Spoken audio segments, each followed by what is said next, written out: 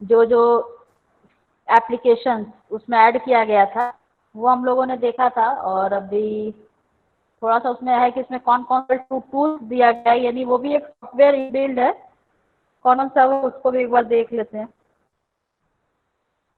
Screen दिखाई दे रहा है ना Rishika? Yes ma'am. Yes ma'am. Yes ma'am. चल, क्या देख रहा है?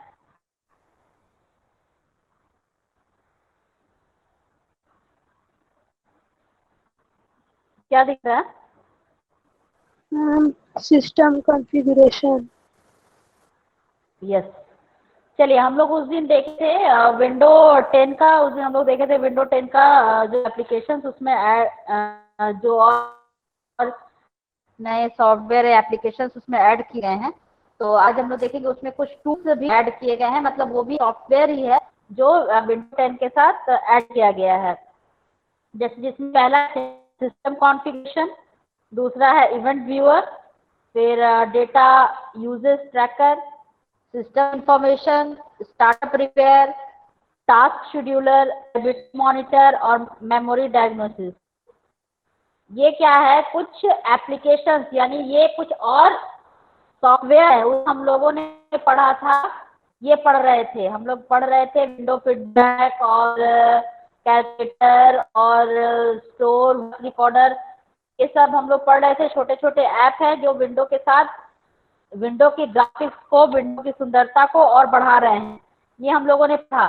फिर आज हम लोग देख रहे हैं कुछ और टूल्स है जो विंडो 10 के साथ ऐड किए गए हैं, जिससे हमारे को काम में सहूलियत हो।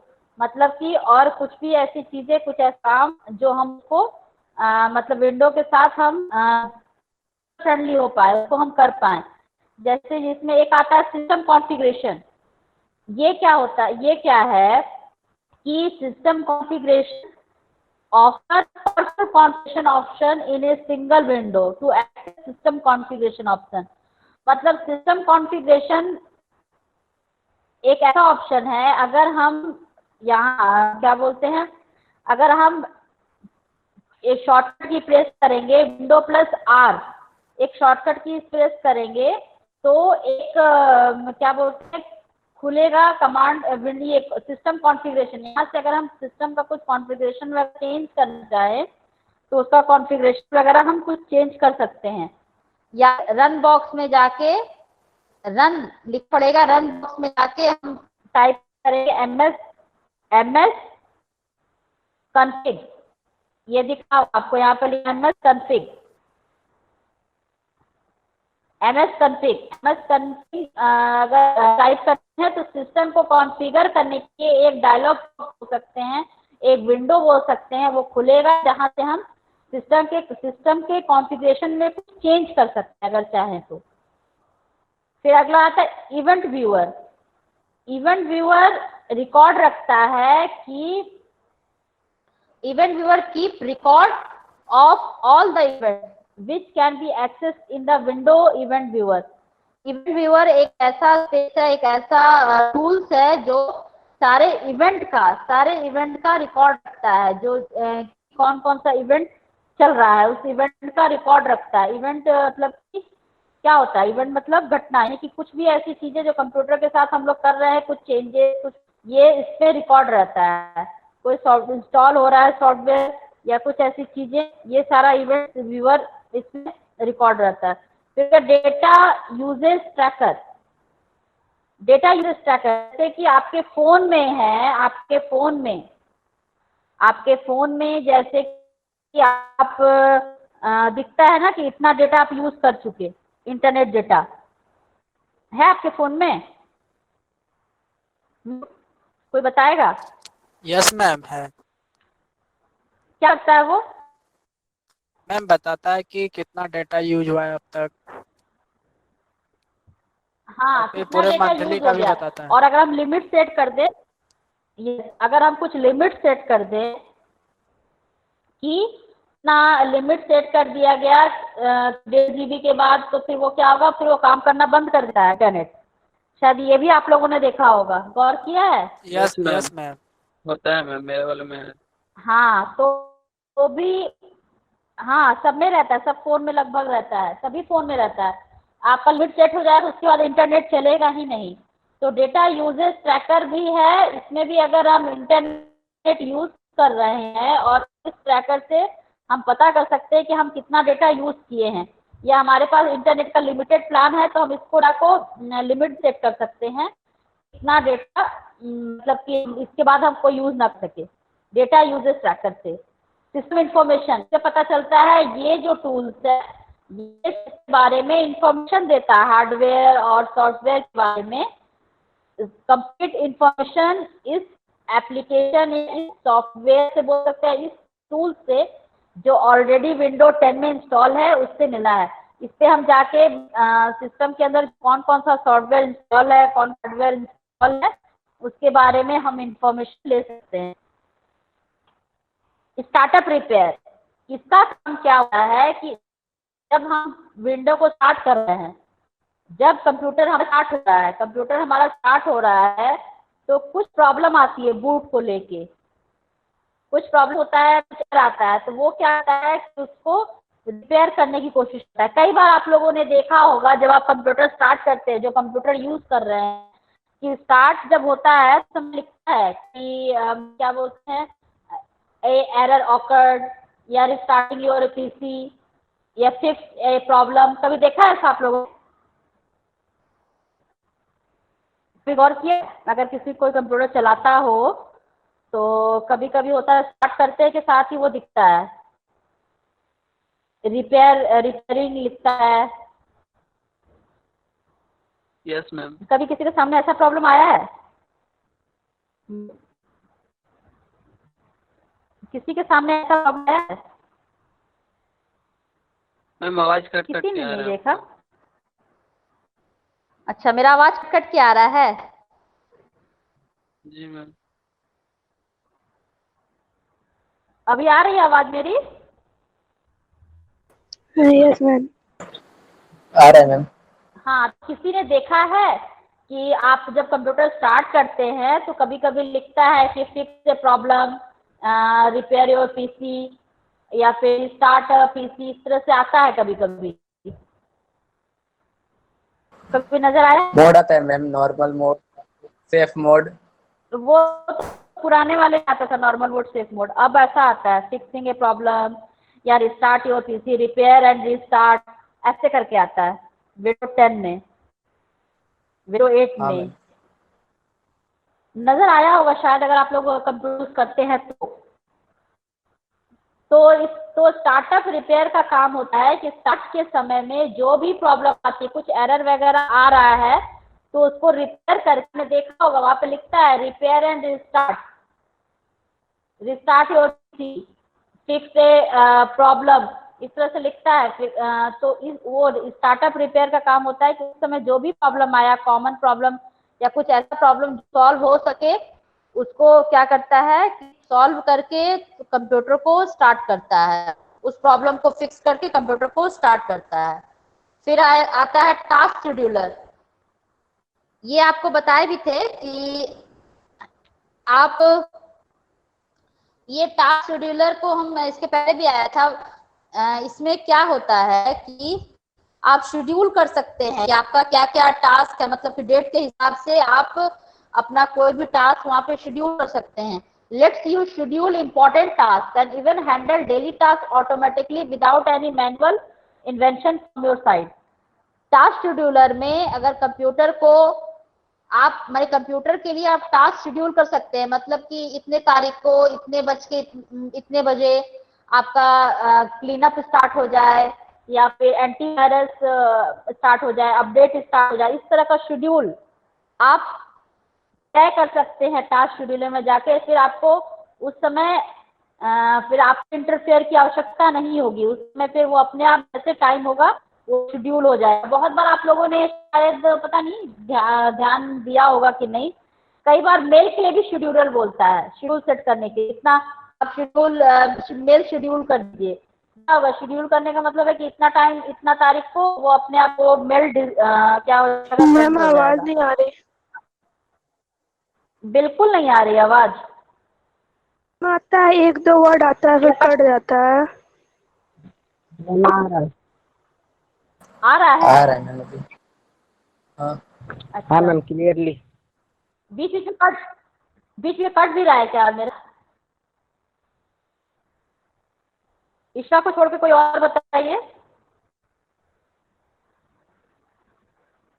आवाज कट भी रही है क्या मेरी? कट रहा है अभी मैम नहीं कट आवाज। रहा है। अच्छा, चलिए ठीक है।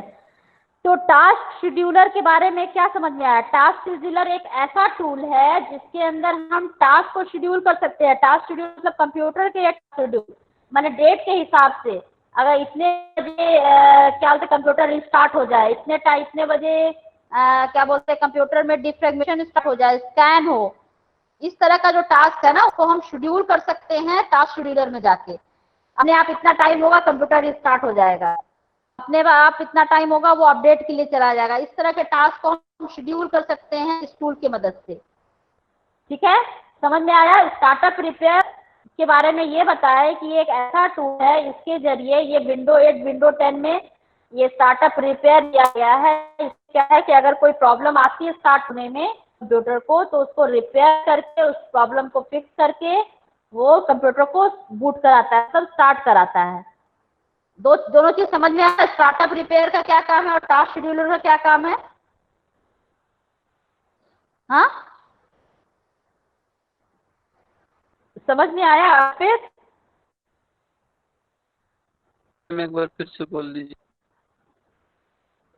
फिर से बता दें, हम लोग यहाँ पे विंडो के टूल्स के बारे में पढ़ रहे हैं। कौन कौन सा टूल्स विंडो के साथ है, जिसमें से हमने पहला पढ़ा सिस्टम कॉन्फ़िगरेशन। सिस्टम कॉन्फ़िगरेशन एक ऐसा टूल्स है, इसके जरिए हम जाके सिस्टम के कॉन्फ़िगरेशन में कुछ चेंजेस कर सकते हैं। ठीक है, उसके दूसरा था इवेंट व्यूअर। ये जितना भी कंप्यूटर में इवेंट होता है उसका कंप्लीट रिकॉर्ड रखता है।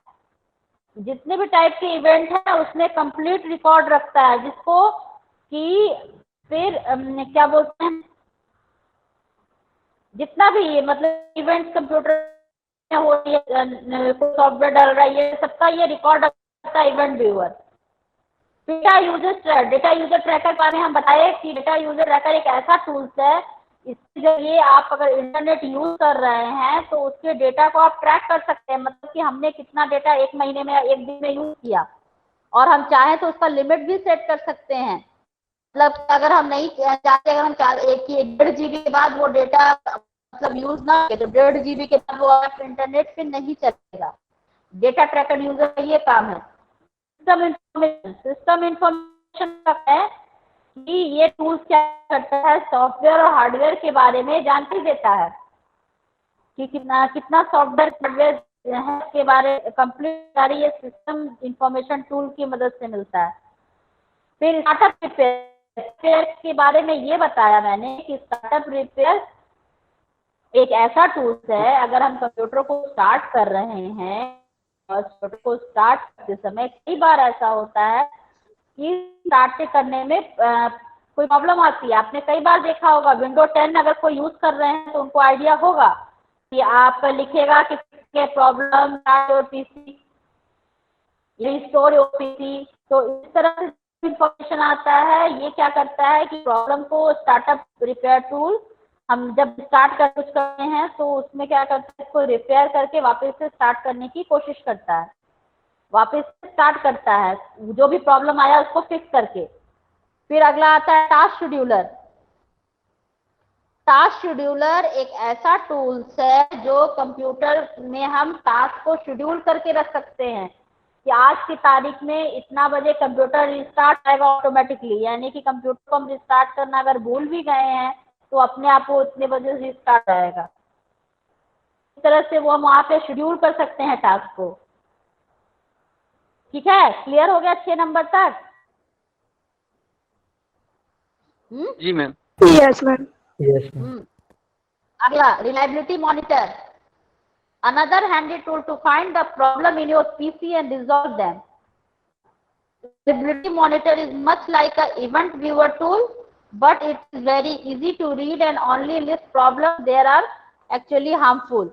Reliability monitor एक ऐसा टूल्स है जो आपके पीसी में अगर कोई प्रॉब्लम है तो उसको रिजॉल्व करने, उसको प्रॉब्लम को फाइंड करने में और रिजॉल्व करने में हेल्प करता है।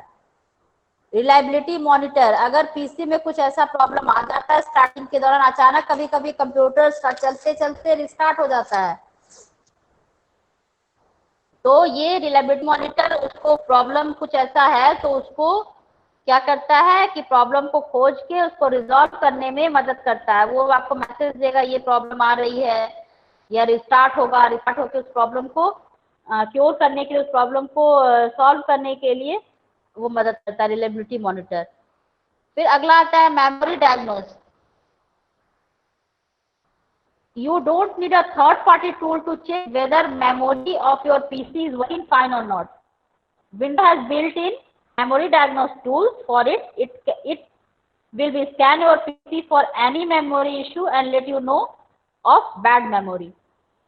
Memory diagnosis ये क्या करता है, ये सारा ना जितना भी हम लोग टूल्स पढ़ रहे हैं, ये कंप्यूटर को, ये मतलब विंडो को मतलब ये बोल सकते हैं विंडो को सही ढंग से चलाने के, विंडो को सही ढंग से स्टार्ट करने के लिए सारे हेल्प करने की, स्टार्टिंग में कोई प्रॉब्लम ना आए, इसकी कुछ मतलब जब इसको स्टार्ट कर रहे हैं उससे दिक्कत ना हो, इसके सॉफ्टवेयर में कुछ अगर प्रॉब्लम आ रही है तो उसको कैसे पता चले, काम करते करते अचानक से बंद हो जाएगा।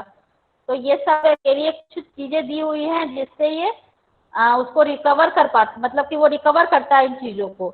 जैसे कि मेमोरी डायग्नोस का क्या काम है कि अगर आपके कंप्यूटर में मेमोरी जो डिवाइस लगा हुआ है जैसे रैम, ये वर्किंग में है, मतलब काम कर रहा है नहीं कर रहा है ठीक से, इसके लिए मेमोरी डायग्नोस काम करता है। ये बताता है कि आपका कंप्यूटर ठीक से वर्क कर रहा है या नहीं कर रहा है, कंप्यूटर का मेमोरी यानी कि कंप्यूटर की मेमोरी रैम वगैरह आपका ठीक से काम कर रहा है या नहीं कर रहा है। अगर ये ठीक से काम नहीं करता तो अपनी तरफ से कोशिश करता है उसको स्कैन करके उसको रिकवर करने के लिए, और अगर हो पा तो कर देता है, तो फिर बताता है कि आपका बैड मेमोरी हो गया है, आपने कुछ प्रॉब्लम आई, आपके मेमोरी में कुछ प्रॉब्लम आई है। ये काम है मेमोरी डायग्नोस का। हमने 8 टूल्स पढ़ा, जिसमें से सबसे पहला पढ़ा सिस्टम कॉन्फ़िगरेशन, दूसरा इवेंट व्यूअर, तीसरा डेटा यूसेज ट्रैकर, चौथा सिस्टम इंफॉर्मेशन, स्टार्टअप रिपेयर, फिर टास्क शेड्यूलर, रिलायबिलिटी मॉनिटर और memory diagnose.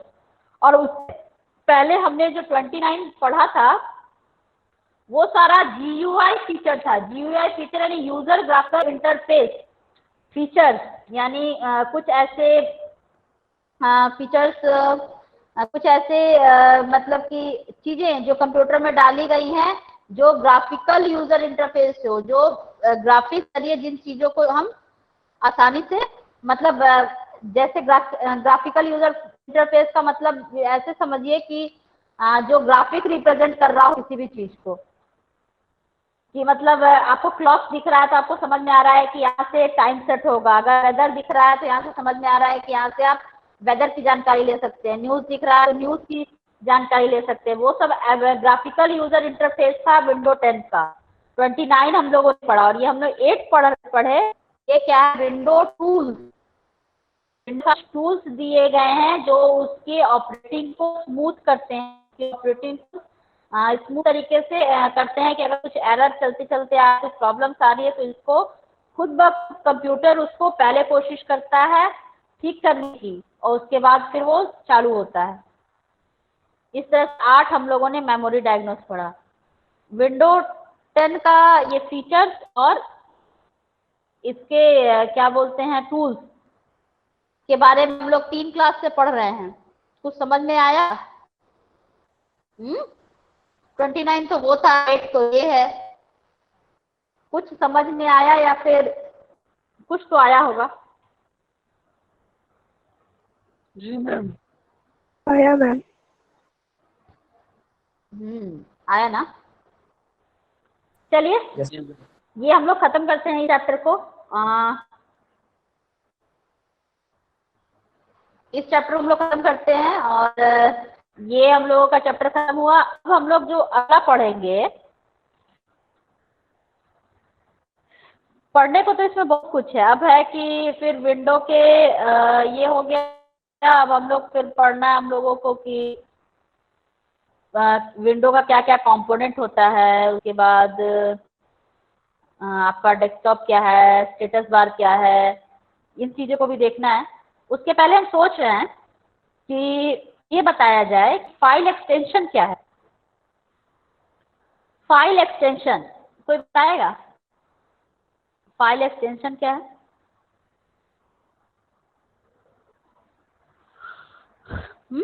Extension of file क्या समझ में आता है? कोई भी, एनीवन?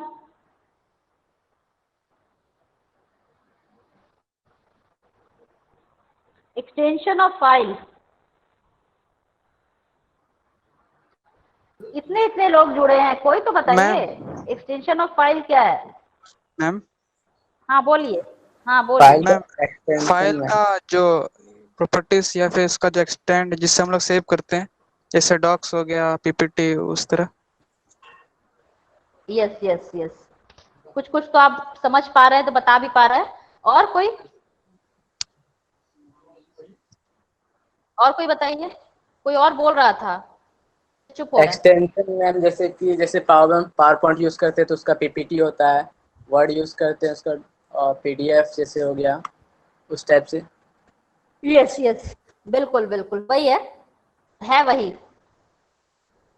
तो एक्सटेंशन ऑफ फाइल से वही मतलब समझ में आता है कि हर फाइल, जितना भी कंप्यूटर फाइल यूज कर रहा है, जितने भी कंप्यूटर में फाइल हैं, मतलब जितने तरह के फाइल यूज होते हैं कंप्यूटर में, सबका कुछ ना कुछ एक्सटेंशन होता है। मतलब वो उसकी आता है कि वो किस टाइप का फाइल है। वो फाइल, उसका एक्सटेंशन देख के हम समझ में आ जाएगा कि वो मतलब कैसा फाइल है। वो ऑडियो फाइल है, वो वीडियो फाइल है, वो डॉक्यूमेंट फाइल है, वो कैसा फाइल है। स्क्रीन दिखाई दे रहा है ना?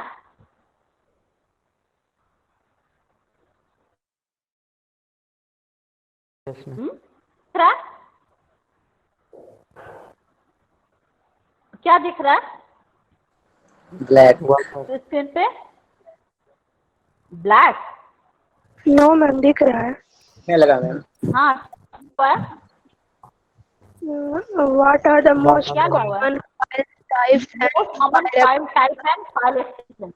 यस, यही है। तो किसी ने मैसेज किया था, उसने दिख रहा। चलिए ठीक है। तो हम लोग देख रहे हैं फाइल का एक्सटेंशन क्या है। तो लगभग मतलब ये मान के चलिए कि there are hundreds of different file extension and file type used with computer. मतलब 100 और या 100 से भी ज्यादा, ऐसा बोल सकते हैं। अलग अलग तरह के फाइल का एक्सटेंशन और फाइल है जो कंप्यूटर में यूज किए जाते हैं कंप्यूटर के एरिया में। You also can find complete list, नहीं सॉरी। तो बहुत तरह के फाइल हैं, बहुत तरह के फाइल हैं जो कंप्यूटर में अलग अलग जगह पे अलग अलग समय में यूज किया जाता है। अब फाइल का एक्सटेंशन यही है कि वो बताता है कि आपका मतलब कि वो फाइल किस टाइप का है। .txt का मतलब हो गया वो टेक्स्ट फाइल है, मतलब कि वो एक डॉक्यूमेंट टेक्स्ट लिखने का फाइल है। अगर आप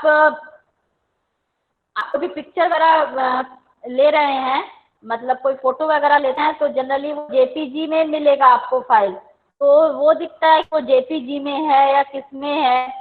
ऑडियो फाइल होगा, सॉरी वीडियो फाइल होगा तो .avi में दिखेगा। तो ऐसा बहुत सारे फाइल एक्सटेंशन है जिससे पहचान हो जाती है कि वो किस टाइप का फाइल है। आप लोग को जो नोट्स आता होगा वो पीडीएफ में आता है, तो .pdf होता है उसका एक्सटेंशन। बहुत सारे ऐसे फाइल हैं जो मतलब कि अलग अलग फाइल के लिए अलग अलग एक्सटेंशन जो उसकी पहचान बताता है। और एक्सटेंशन है उसको देने का तरीका है कि डॉट के बाद फाइल का वो फाइल का जिस टाइप का वो फाइल होता है उसका एक्सटेंशन दिया, डॉट उसके बाद वो फाइल का एक्सटेंशन। तो यहाँ पे हम लोग कुछ के बारे में देखते हैं। जैसे audio file format. Audio file format जो है उसका भी बहुत सारा एक्सटेंशन है। जैसे नीचे में कुछ कॉमन आपको दिया हुआ है, जो भी ऑडियो फाइल होगा उसके आप बहुत जगह देखेंगे ऑडियो फाइल। किसी का एक्सटेंशन .aif, उसके बाद किसी का .cda, उससे .fid। इस तरह से हर चीज के लिए आप लोग जनरली वाकिफ हैं MP3 से MP3 ऑडियो फाइल है या फिर .wav, ये चीज गौर किया है आप लोगों ने? फाइल का एक्सटेंशन गौर करते हैं? फाइल का एक्सटेंशन आप लोगों ने गौर किया है कि फाइल किस टाइप, मतलब कि फाइल का क्या एक्सटेंशन है?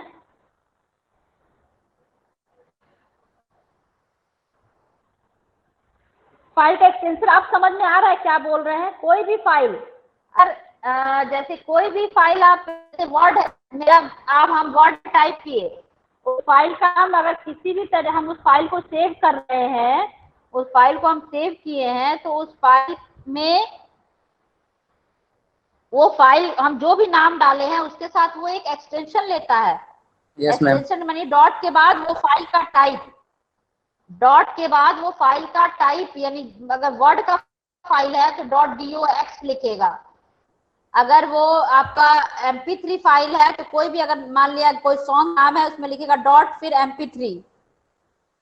तो ये पता चलता है, फाइल का एक्सटेंशन बताता है कि वो किस तरह का फाइल है। कंप्यूटर में लगभग 100 से भी ज्यादा फाइल के एक्सटेंशन है जो यूज किए जाते हैं कंप्यूटर के क्षेत्र में, जिसमें से हम लोग कुछ कॉमन देख रहे हैं। ठीक है, तो एक्सटेंशन का मतलब समझ में आया कि क्या है? जैसे कि 1 मिनट आपको दिखाते हैं। इन फाइल पेंट, स्पेशली हम फाइल अगर पेंट में सेव करते हैं, .bmp पेंट ब्रश की फाइल का है। जेपीजी जो फाइल है वो इमेज फाइल है, उसको भी हम पेंट में खोल सकते हैं, कोई भी इमेज वगैरह फाइल है। उसी तरह कोई भी डेटाबेस फाइल, आपका कोई भी डेटाबेस है, तो उस तरह के फाइल के लिए उस तरह का उसका एक्सटेंशन होता है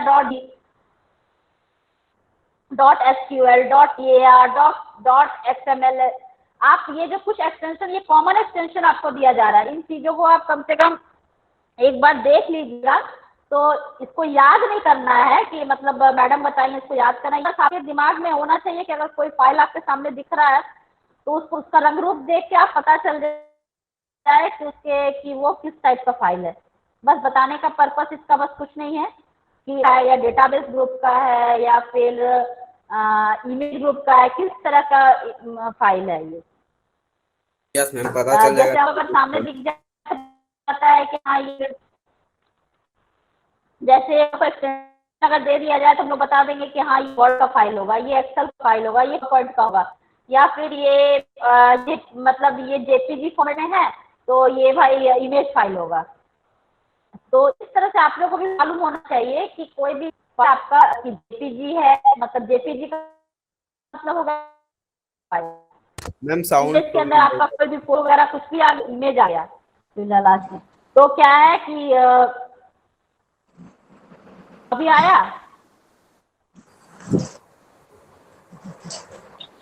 यस मैम। आया या नहीं? यस हाँ, कुछ तो इशू। हाँ, तो जैसे जैसे हम बता रहे थे कि कुछ फाइल ऐसे हैं, माइक ऑफ कर लीजिए, शायद फोन बज रहा है, माइक ऑफ कीजिए।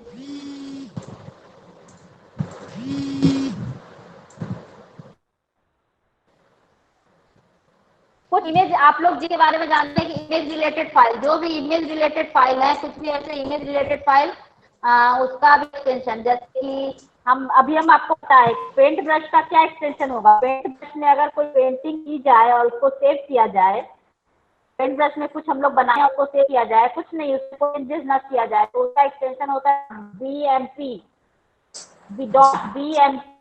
BMP का फुल फॉर्म होता है बिटमैप इमेज। बिटमैप इमेज, ये कुछ कॉमन एक्सटेंशन है, ये तो जरूर याद रखिएगा।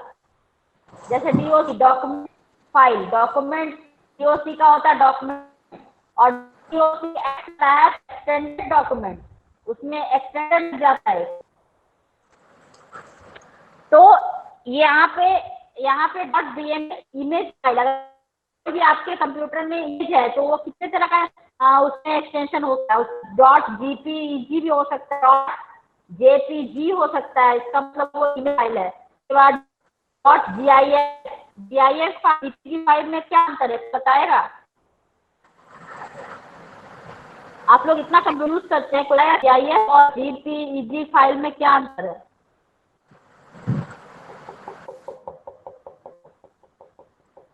जल्दी कोई बताइए, GIF और JPEG फाइल में क्या अंतर है? GIF में मैं गिफ्ट टाइप का होता है। GIF में gift type का GIF कुछ और image बोले बनता है। GIF फाइल I है। mean, अगेन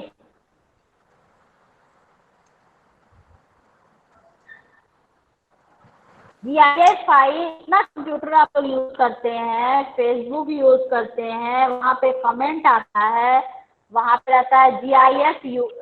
GIF का मतलब होगा कि GIF ऐसे फाइल हो गए जो इमेज मूव करते हो, जो इमेज में कुछ एक्शन हो, होता है ना कि कोई स्माइली है, ऐसे हो रहा वैसे हो रहा, इस तरह का जो फाइल है। कोई डॉगी है वो कूदा है या हम, ये जो इमेज है ना, ये इमेज है, लेकिन ये क्या होता है, इसमें एनिमेशन है, इसमें मूवमेंट है, इस तरह के फाइल को बोलते हैं GIF फाइल। ठीक है, समझ आया GIF कौन सा है? यस मैम, यही बताना चाह रहे थे, क्लियर? समझा हाँ नहीं तो पा रहे बताना थे। था ना। अरे तो हम कैसे समझा रहे हैं, तो वैसे समझाना था ना। तो वैसे कोई भी पिक्चर, जो पिक्चर मूविंग में हो, जो पिक्चर मूव कर रहा हो, वो हो गया GIF। मैम और जो पिक्चर स्थिर है, जो पिक्चर स्थिर है, वो हो गया JPG फाइल हो गया या BMP फाइल हो गया। BMP फाइल जो है वो एक्सटेंशन है पेंट ब्रश का। पेंट ब्रश का जो भी फाइल होगा उसका एक्सटेंशन BMP। BMP का फुल फॉर्म होता है बिटमैप इमेज, क्योंकि उसमें जो भी इमेज होता है एक एक बिट के कलेक्शन से बनता है, वो बिटमैप इमेज। पेंट ब्रश के भी फाइल को हम JPG में सेव कर सकते हैं। इसी तरह और भी होता है, PNG फाइल भी होता है इमेज के लिए, इमेज के लिए PNG फाइल भी होता है, या फिर TIF फाइल भी होता है। अब देखते हैं बहुत सारे ऐसे फाइल है और जो कॉमन फाइल के अंदर आते हैं। प्रेजेंटेशन के लिए कोई भी प्रेजेंट कर रहा हो, मतलब कि आपका माइक्रोसॉफ्ट वर्ड में प्रेजेंटेशन के लिए एक सॉफ्टवेयर है पावर पॉइंट, तो उसका हम लोग जनरली वही यूज करते हैं PPT। उसका एक्सटेंशन होता है .ppt। ये जो PPT है ये पुराने ऑफिस का एक्सटेंशन था, पुराने पावर पॉइंट का एक्सटेंशन था। अभी जो भी आ रहा है विंडोज 7 या इससे PPTX हो गया है, सॉरी विंडोज 7 नहीं, ऑफिस 2010 या फिर ऑफिस, तो इसका जो इसमें जो भी एक्सटेंशन उसके साथ X लग गया है, एक्सटेंशन वो उसका एक X लग के वो बढ़ गया। पहले PPT होता था, अब PPTX हो गया। जैसे पहले DOC होता था, अब DOCX हो गया है। वो ये जो PPT है ये पावर पॉइंट का एक्सटेंशन है, PPTX भी पावर पॉइंट का एक्सटेंशन है। उसी तरह से आपका कोई भी प्रोग्रामिंग, अब वो डिपेंड करता है कि कौन सा प्रोग्रामिंग है। C है तो उसका .C होगा, उसके बाद जावा है तो जावा करके आता है, .SQL करके आता है, .CPP करके आता है। इस तरह से बहुत सारे ऐसे फाइल है जो प्रोग्रामिंग फाइल के लिए आते हैं। इसका मतलब अगर ऐसा एक्सटेंशन लिखे तो समझ लीजिए कि ये सारे एक्सटेंशन है .PHP, ये सारे जो प्रोग्रामिंग के फाइल है, .sh, .py, पाइथन, ये सारे प्रोग्रामिंग लैंग्वेज का फाइल है। फिर वैसे हो गया स्प्रेडशीट। स्प्रेडशीट का मतलब हो गया कि आपका जो एक्सेल वगैरह का काम होता है, एक्सेल वगैरह का जो भी काम होता है, एक्सेल रिलेटेड फाइल है, उसका एक्सटेंशन होगा .xls एक्सेल के लिए है। और अभी जो हम लोग जिस ऑफिस में काम कर रहे हैं उसके साथ एक और एक्सटेंशन हो गया XLSX। ये जो है ये भी एक्सेल का ही एक्सटेंशन है। उसी तरह हम लोग आगे देखें कि जो हमारा जो भी वीडियो फाइल है, जो भी वीडियो फाइल होता है वो जनरली .avi, .mov, उसके बाद .mp4, इस तरह से MP, इस तरह से जो मेरा फाइल है ये मेरा वीडियो फाइल है। .flv ये मेरा वीडियो फाइल है। CGP ये सारा वीडियो फाइल है। जो भी इस तरह के फाइल का एक्सटेंशन मिले तो समझ लीजिए वो वीडियो फाइल है। .vob इन सबसे कुछ चीजों से तो आप कॉमन, जैसे .vob, .mp4, .mov, .fly, .avi, इस तरह के फाइल है, ये सारे वीडियो फाइल है। फिर word processor, word file, word का फाइल जो भी आता है वर्ड का फाइल, मतलब वर्ड का फाइल आएगा .doc और doc या docx, पीडीएफ फाइल के लिए .pdf, टेक्स्ट फाइल के लिए .txt। ये कुछ कौन चाहिए, और क्या आप लोग नहीं पहचान पाएंगे कि वो फाइल कौन सा है? ठीक है, चलिए इसको यहीं पे रखते हैं और फिर मिलते हैं बुधवार को। शायद इस वीक का बुधवार लास्ट क्लास होगा। Okay ma'am. चलिए ठीक है, ओके। ठीक है, बाय। Thank you ma'am.